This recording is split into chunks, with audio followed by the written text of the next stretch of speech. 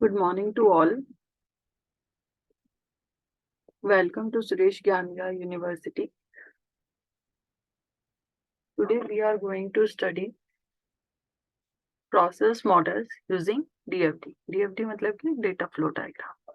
वैसे तो हम डेटा फ्लो डायग्राम के बारे में पढ़ चुके हैं, पर अब प्रोसेस मतलब किस तरह से डिजाइन किया जाता है वो देखेंगे हम लोग आज की क्लास में। ओके, तो स्टार्ट करते हैं।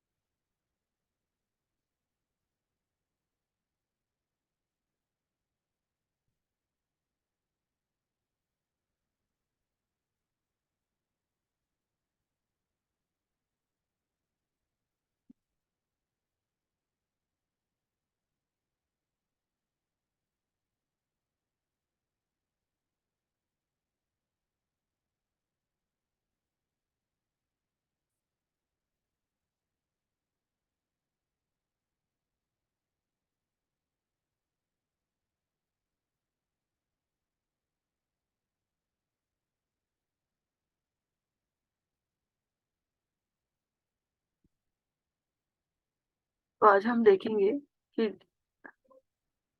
DFD किस तरह से डिजाइन किया जाता है। ठीक है,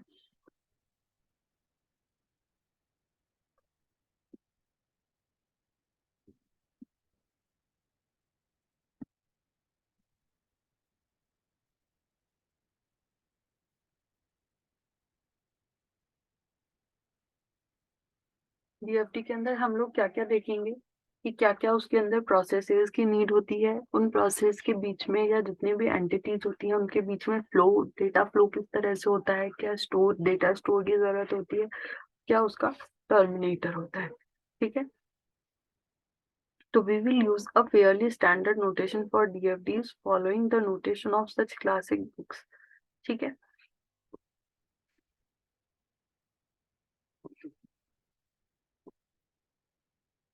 यहाँ पर एक एग्जाम्पल लिया गया है, इस चीज का एग्जाम्पल है। देखो आप ये डायग्राम देखकर आप ही बताओ कि ये किस चीज का डायग्राम।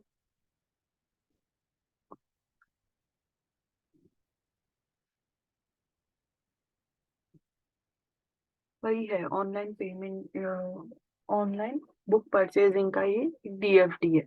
ठीक है, सबसे पहले इसके अंदर क्या है,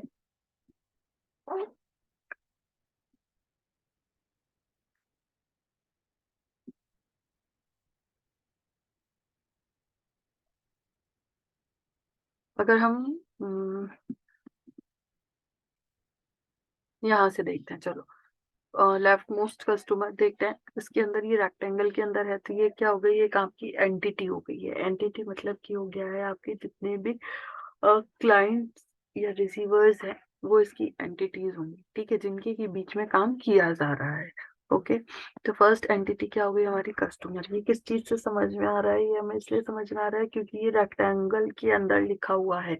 तो जो रेक्टेंगल के अंदर लिखा हुआ होगा उसको हम बोलेंगे एंटिटी, ठीक है।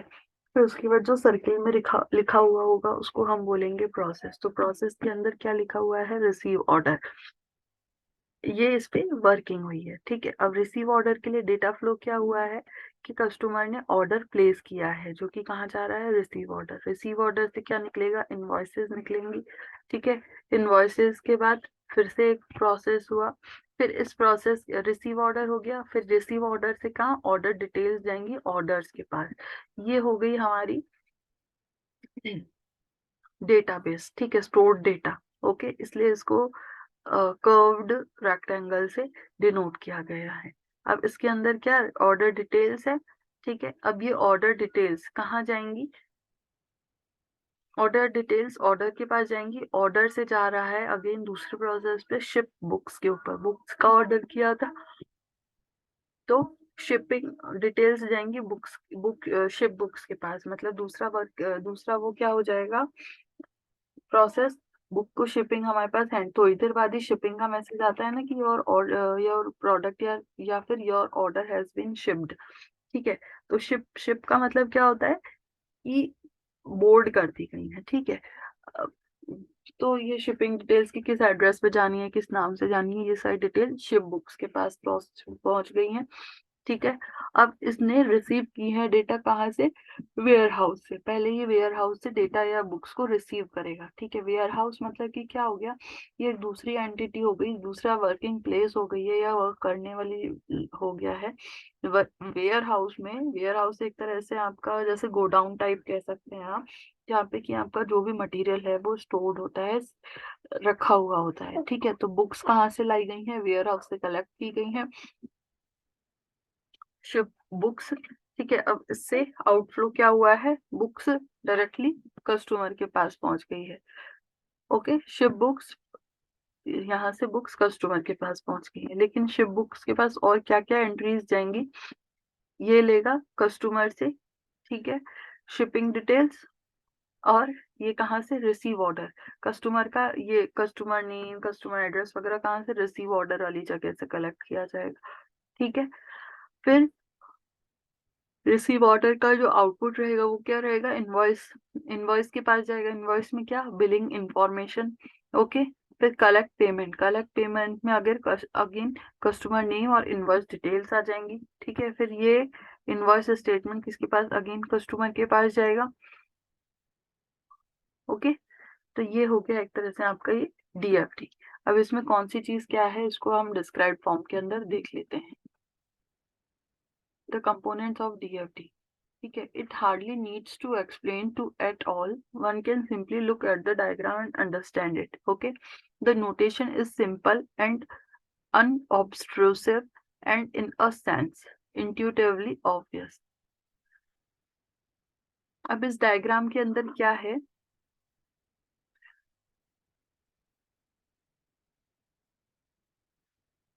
the diagram fits easily onto one page. This means two things. Someone can look at the diagram without being overwhelmed, and the system that is being modelled by the diagram is not very complex. ठीक है, अब ये जो diagram जो DFD prepare किया है ये एक ही पेज पे आ गया, तो इसका क्या मतलब हो गया कि जो सिस्टम डेवलप किया है, बनाया गया है, जिस सिस्टम के लिए ये डायग्राम प्रिपेयर किया गया है वो बहुत कॉम्प्लेक्स नहीं है, थोड़ा इजी है। साथ ही साथ उसे देखकर, उस डायग्राम को देखकर कोई भी समझ जाएगा कि ये किस चीज का सिस्टम प्रिपेयर करना चाह रहे हैं। ठीक है,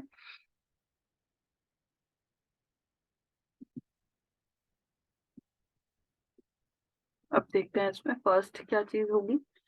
हमने देखा था डेटा प्रोसेस या डेटा फ्लो वगैरह किस किस चीज से किस तरह से डिनोट किया गया है। अब इसमें फर्स्ट है the first component of the DFD is known as process.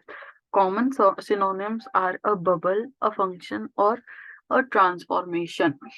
ठीक है, मतलब क्या हुआ कि कोई भी ट्रांसफॉर्मेशन, मतलब प्रोसेस का मतलब क्या होता है कि प्रोसेसिंग चल रही है, मतलब उस पर वर्किंग चल रही है, तो वर्किंग करेंगे तो उसके ऊपर उसका ट्रांसफॉर्म होगा। ठीक है, वन स्टेट से वो दूसरे स्टेट में कन्वर्ट हो जाएगा, तो ये क्या हो गया, एक तरह से इसको प्रोसेस को ट्रांसफॉर्मेशन या फंक्शन या बबल भी बोल सकते हैं। The process shows a part of the system that transforms input into output. That is, it shows how one or more inputs are changed into outputs. वही हो गया कि जैसे कोई इनपुट दिया गया उस पर प्रोसेसिंग होके वर्किंग होके किस तरह से वो किस आउटपुट में कन्वर्ट हो रहा है, ट्रांसफॉर्म हो रहा है। Process is represented graphically as a circle. हम पहले भी पढ़ चुके हैं कि प्रोसेस को एज अ सर्किल डिनोट किया जाता है। ठीक है, some systems analysts prefer to use an oval or a rectangle with rounded edge। देखो,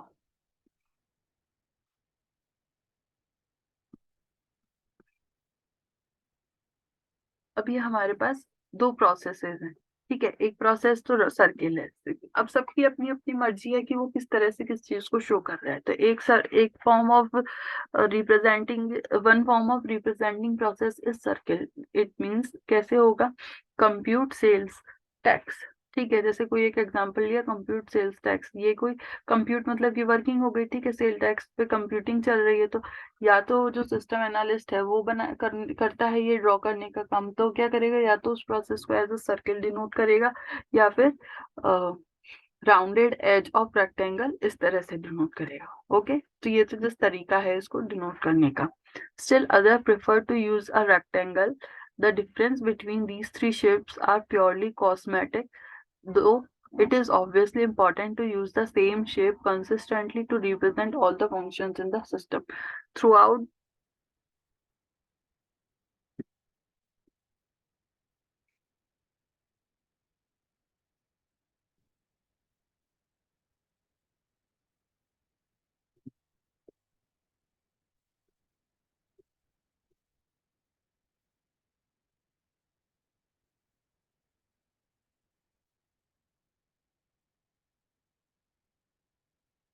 कई लोग इस तरह से रेक्टेंगुलर भी इसको रिप्रेजेंट करते हैं। ठीक है, तीन तरह से प्रोसेस को रिप्रेजेंट किया जा सकता है, लेकिन एक बार जिस तरह से हमने करना स्टार्ट कर दिया तो लास्ट तक हमें उसी तरह से डिनोट करना होगा, नहीं तो हम खुद भी कंफ्यूज हो जाएंगे कि हम क्या करना चाह रहे हैं, हमने क्या किया है इसके अंदर। ओके, चलिए। Process is named or described with a single word, phrase, or simple sentence. For most of the DFD models that we will discuss in this book, the process name will describe what the process does। ठीक है, process का name वही रखा जाता है जो वो काम करता है।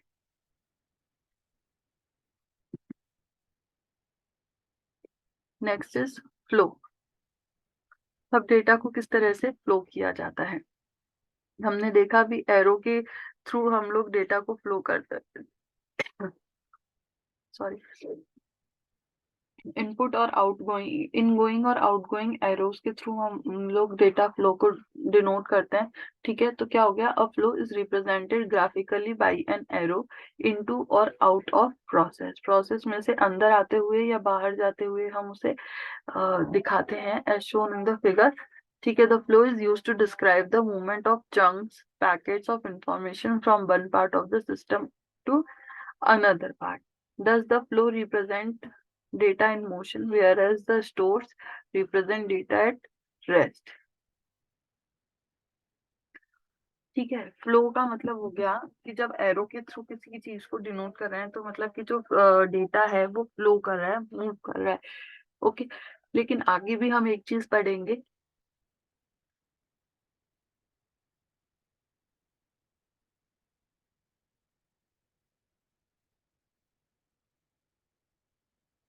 Okay.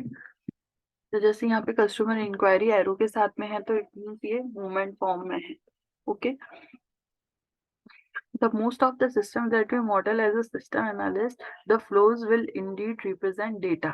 That is bits, character, message, floating point number, or the various kind of information that computer can deal with. Okay.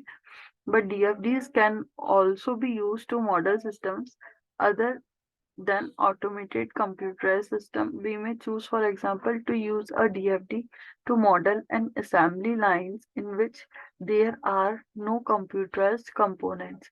ठीक है। हम इसको सिर्फ कंप्यूटर्स के लिए ही यूज करें ऐसा भी कोई जरूरी नहीं है। हम out of computer, out of the system भी हम डीएफडीज को यूज में लेते हैं। ठीक है।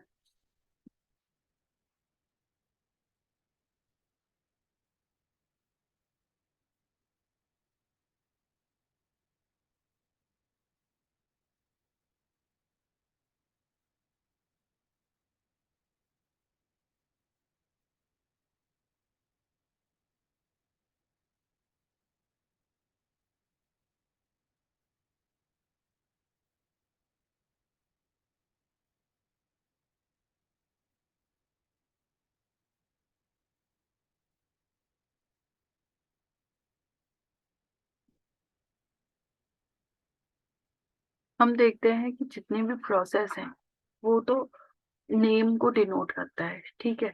और जितना भी फ्लो है, जो भी फ्लो को कैरी करते हैं वहां पर वो ओनली टाइप ऑफ पैकेट है as indicated by the flow name.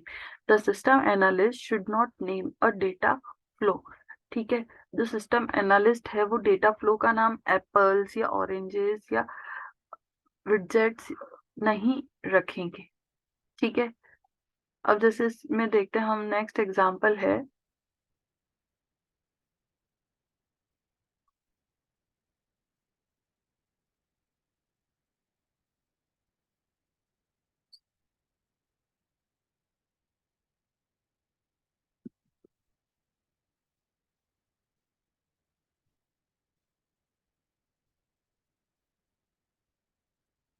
Material flow का।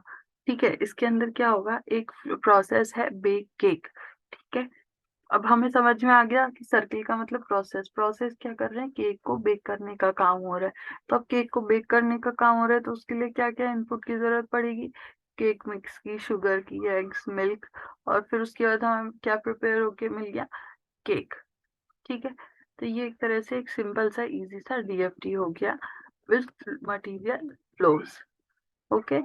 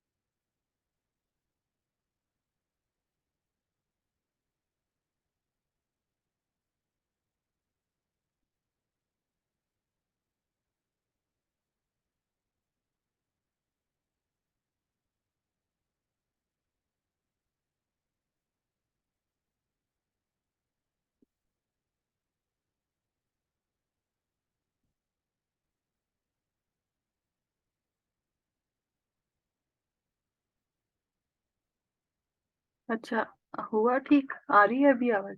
आज थोड़ा सा वॉइस का इशू आ रहा है, तो एक बार दोबारा देख लेते हैं हम। और डीएफडी विद मटेरियल फ्लोस, ठीक है। यहाँ पर हमने देखा प्रीवियस इजी एग्जांपल के अंदर कि ना, वैसे तो हम देखो क्या देख रहे हैं कि जो सिस्टम एनालिसिस्ट है वो should not name a data flow. Data flow हम देख ही चुके हैं कि क्या होता है, कि उसका नाम कभी वो एप्पल ऑरेंज या थिंग्स नहीं रखेगा, ठीक है। थिंग्स क्यों नहीं रखेगा? क्योंकि जो थिंग्स होती हैं वो तो अपना एलिमेंट होता है, ठीक है, एंटिटी होता है। लेकिन अब जैसे हम ये देख रहे हैं, हमने ये डायग्राम हमारे सामने बना हुआ है, तो ये तो चीजें ही हैं, केक मिक्स हो गया, आपका शुगर हो गया, एग्स हो गया, मिल्क हो गया। तो ये किस तरह से काम कर रही है आपकी, ये स, ये हमारा प्रिपरेशन वाला काम हो रहा है, इसलिए यहाँ पे थिंग्स का ट्रांसफर हो रहा है, थिंग्स का डेटा फ्लो हो रहा है, ठीक है। है समझ में? अब आगे चलते हैं। अब ये भी ना डिफरेंट डिफरेंट जगह पे डिफरेंट डिफरेंट तरीके से वर्क करेगा। Like this may seem like an obvious point. Keep in mind that some content may have a different meaning in different parts of the system. ठीक है। अब ऊपर वाले जो डीएफडी डायग्राम था उसके अंदर तो हमने मटेरियल्स को डेटा फ्लो कराया, लेकिन अब आगे हम देखते हैं यहाँ पर तो क्या हो रहा है, so many output and one input, sorry one, so many input and one output हो रहा है, लेकिन डिफरेंट डिफरेंट जगह पे ये डिफरेंट डिफरेंट हो जाता है। अब देखते हैं किस तरह से the same chunk of data has a different meaning when it travels along the flow labeled phone number, and it does when it travels along the flow labeled valid phone number. In the first case, it means a telephone number that may or may not turn out to be valid. In the second case, it means the phone number that within the context of the system is known to be valid. ठीक है। अब इसके अंदर क्या हो रहा है, एक प्रोसेस है हमारा वैलिडेट फोन नंबर, ठीक है। अब वैलिडेट फोन नंबर हमें मतलब जो भी कोई एक गिवन फोन नंबर है उसको चेक करना है कि हाँ ये सही है कि नहीं है, ठीक है, उसका वेरिफिकेशन करना है एक तरह से। तो उसमें एंटर किया फोन नंबर, मतलब ये यहाँ पे क्या, एक फोन नंबर को फ्लो किया है, डेटा फ्लो हो गया एक तरह से किस चीज का, फोन नंबर का। ओके। अब ये इसके टू पार्ट्स हैं, ठीक है। इससे क्या आउटपुट निकल रहा है कि हाँ एक फोन नंबर वैलिड है और दूसरा फोन नंबर नहीं वैलिड है। भाई कोई भी फोन नंबर जब हम एंटर करेंगे तो या तो वो सही होगा, ठीक है, या फिर गलत होगा। तो ये क्या हो गया एक तरह से,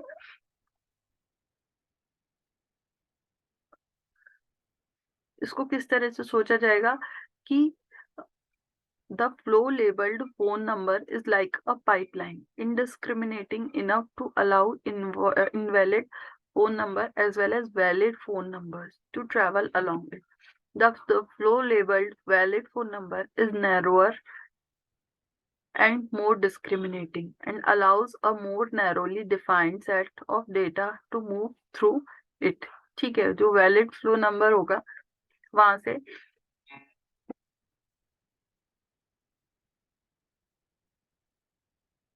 ये अलाउ करेगा। Okay.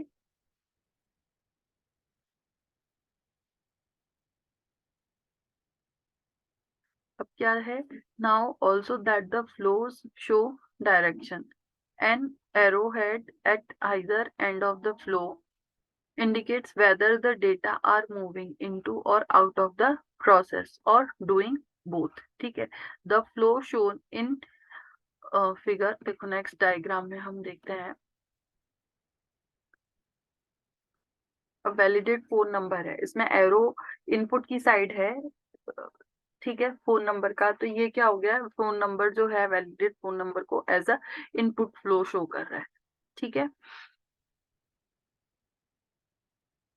The flow label trucker deliver schedule is clearly an output flow generated by the process generate trucker delivery schedule, ठीक है। एक ये नेक्स्ट एग्जांपल है ये, यहाँ पर क्या हो रहा है, ये आउटपुट फ्लो हो रहा है। कैसे पता चला, क्योंकि जनरेट ट्रकर डिलीवरी स्केड्यूल है, ये हमारा प्रोसेस हो गया, इससे क्या ये आउटपुट में जा रहा है कि ट्रकर डिलीवरी शेड्यूल।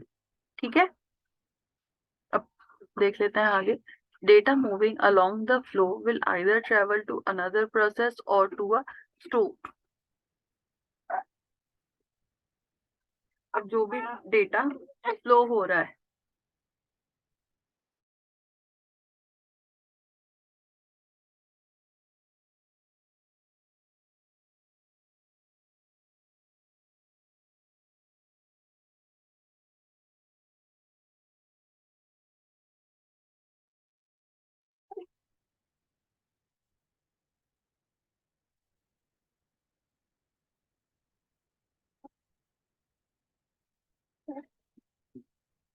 जो जो भी डेटा फ्लो हो रहा है,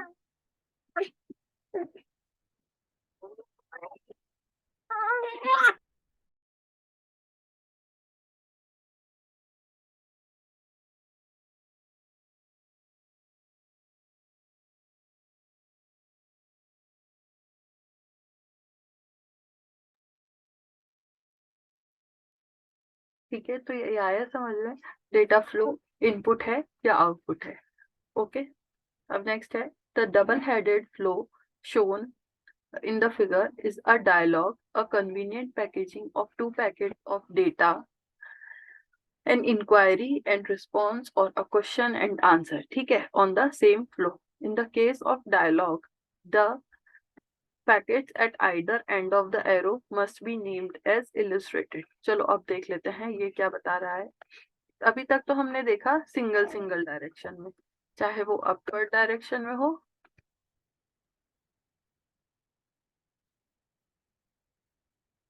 चाहे वो आउट इनसाइड में हो या फिर आउटसाइड में हो। ठीक है, ये इनपुट फ्लो हो गया, ये आउटपुट फ्लो हो गया। अब हम देख रहे हैं,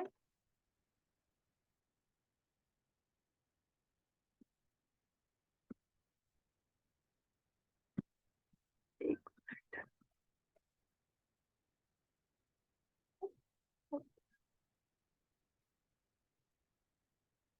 ये डबल डायरेक्शन, ठीक है, यहाँ पर क्या है, डबल डायरेक्शन, ये डायलॉग फ्लो बोला गया है। डायलॉग फ्लो मतलब कि क्या हो गया कि डबल साइडेड एरो वाला, मतलब कि डिटरमाइन ऑर्डर स्टेटस, इसमें क्या इनपुट हो रहा है कि ऑर्डर स्टेटस की इंक्वायरी की गई है, साथ ही साथ वो ऑर्डर स्टेटस का रिस्पॉन्ड कर रहा है। जो क्वेश्चन पूछा है, जो इंक्वायरी की गई थी उसके रिस्पेक्ट में, उसके रिगार्ड में उसका रिस्पेक्टिव रिस्पॉन्ड कर रहा है। ठीक है, अब उसके बाद है,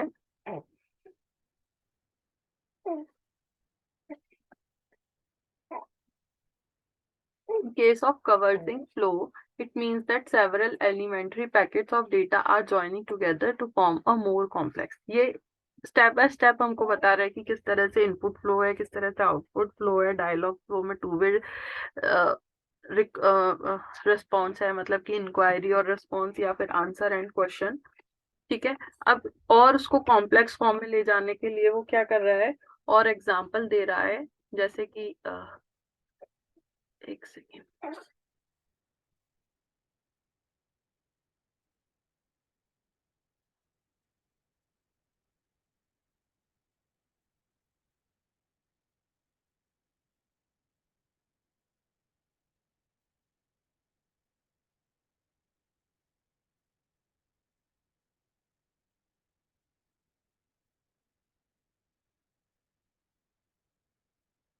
ठीक है, प्रोड्यूस वैलिड ऑर्डर, ये एक प्रोसेस है। इसमें क्या इनपुट हो रहा है कि ऑर्डर प्लेस किया गया है, मतलब सही ऑर्डर भी प्लेस किए गए हैं, इनवैलिड ऑर्डर भी। अब इनके रिगार्डिंग ऑर्डर डिटेल्स किसके पास जाएगी, ऑर्डर डिटेल जाएगी अपडेटेड इन्वेंट्री के पास। ठीक है, जनरेट, अब इससे क्या क्या हो रहा है, generate invoice, generate shipping documents and update inventory. Suppose किसी चीज के लिए ऑर्डर दिया है, जैसे हम लोग अमेजोन से कोई भी प्रोडक्ट ऑर्डर करते हैं, ठीक है, तो इन्वेंट्री होता है, जहां पर भी ये डेटा आपका स्टोर्ड होता है उसे इन्वेंट्री कहा गया है। तो वहां पर अगर कोई भी चीज अवेलेबल है तो ये बता दिया जाएगा कि हाँ ये प्रोडक्ट अवेलेबल है, वहां से फिर एक चीज डिडक्ट भी हो जाएगी। ठीक है, कि सपोज टू शर्ट्स का ऑर्डर दिया है, तो अगर इन्वेंट्री में अवेलेबल है तो वो वहां पर उसको टू को अवेलेबल भी तो शो।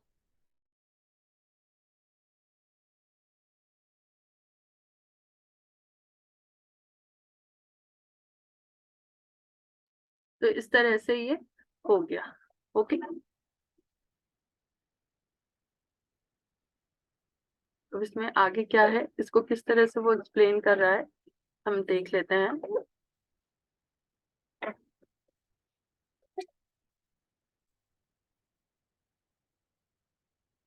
डायग्राम तो हमने देख ही लिया है। अब इसमें क्या बोल रहा है वो कि flow labelled order details diverges and carries copies of the same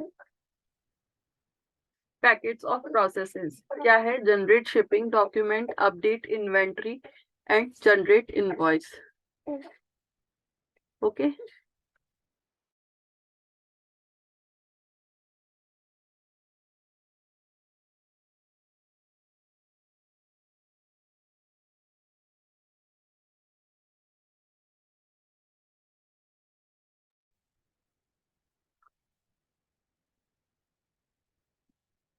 customer address splitting into more elementary packets labeled phone number, zip code, street address, which are sent to 3 different validation processes। ठीक है, अब now note that the flow doesn't answer a lot of procedural questions। अब इसको अब next एक और क्या बताया है, एक बार उसको और हम देख लेते हैं। इसमें जो फ्लो है वो बहुत डिटेल्ड वे में,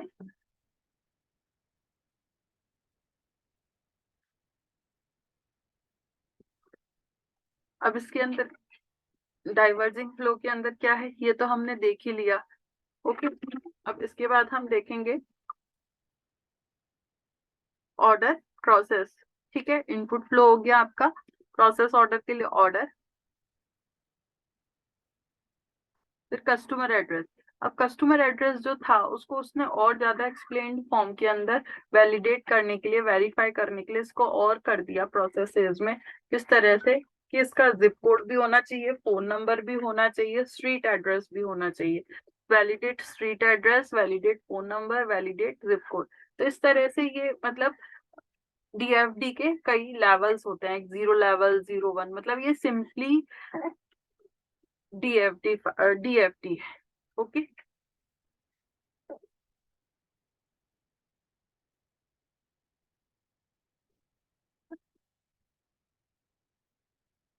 अब जनरेट इनवॉइस रिपोर्ट का ये क्या हो गया, आउटपुट फ्लो हो गया कि इससे जनरेट इनवॉइस रिपोर्ट, उससे एक आउटपुट में जा रहा है invoice.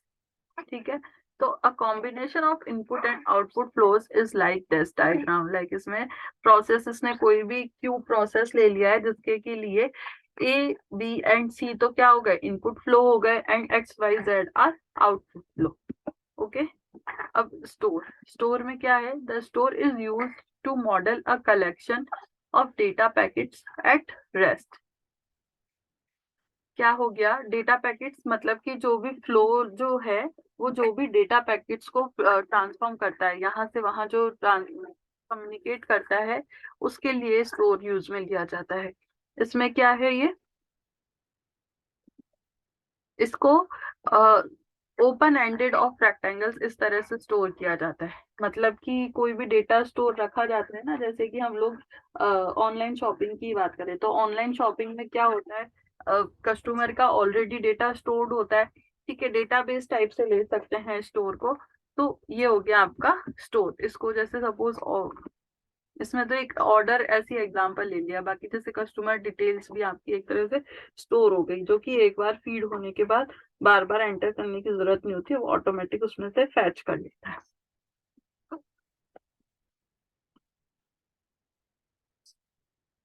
An alternative notation for a store, किस तरह से किया है, ऑर्डर्स को वन साइड ओपन रेक्टेंगल से डिनोट किया है, जिसमें एक अलग एस्पेक्ट इसमें एड ऑन कर दिया है D1। ये क्या चीज है, ये इसका ऑल्टरनेटिव नोटेशन है।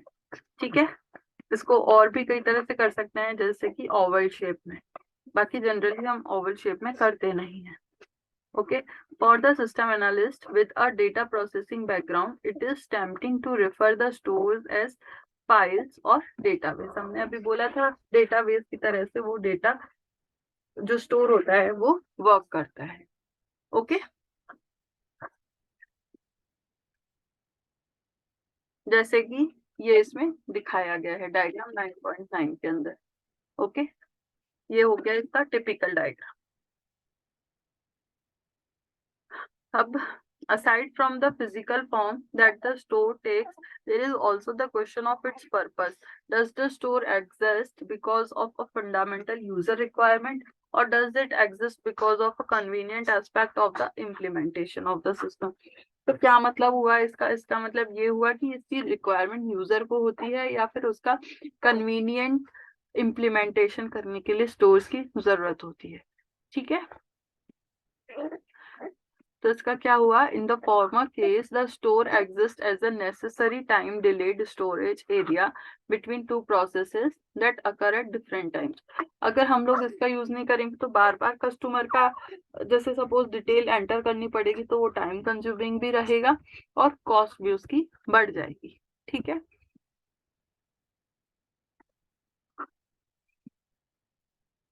अब जैसे ये इसका एक नेसेसरी स्टोर क्या इस तरह से समझ सकते हैं हम। एक प्रोसेस है एंटर ऑर्डर्स, ऑर्डर डिटेल उसमें एंटर कर दी, उसके रिगार्डिंग उसने एक्नॉलेजमेंट कर दिया। अब ऑर्डर्स करके एक स्टोर है, इसके अंदर क्या हुआ?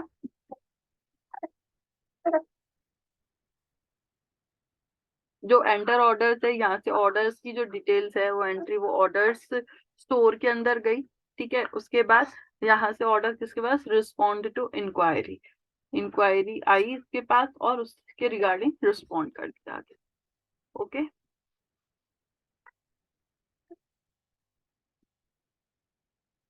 तो ये हो गया इसका इम्प्लीमेंटेशन।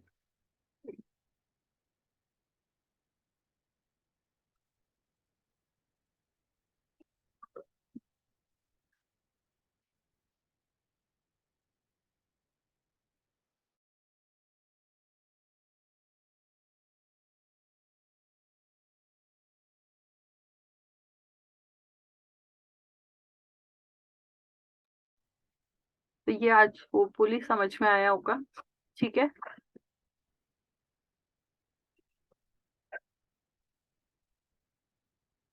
तो ये और भी आगे कई सारे इसके एस्पेक्ट्स हैं, इनको हम करेंगे अब नेक्स्ट क्लास में। Okay, thank you. Note down भी आप लोग नेक्स्ट क्लास में कीजिएगा।